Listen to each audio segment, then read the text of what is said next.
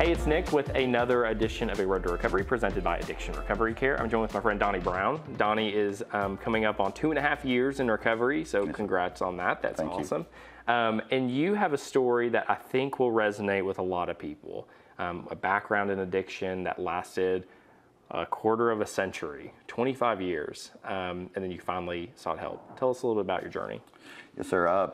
So my journey started out, I was a very young age. I come from a good family. There was no addiction in my family. I don't know quite where I picked it up, but I know when I was younger, it was just something socially, and then eventually throughout life that took over me. And it was no longer social, it was antisocial behavior. I didn't want to be around anybody. I isolated. And then that went on for quite a few years. And then in 2015, I hit my lowest point.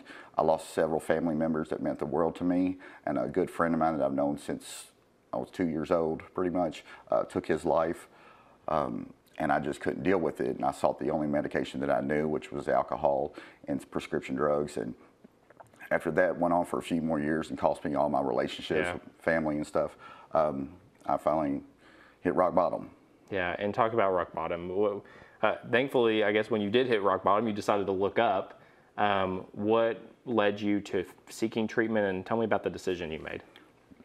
Well, in February of 2022, I tried to take my own life. I'd hit that bottom, and it's hard to cry out for help when you know no one's coming. And just something told me to get treatment, get help, so I Googled residential treatment centers near Louisville, Kentucky, and 3 came up, and ARC was the one that called back.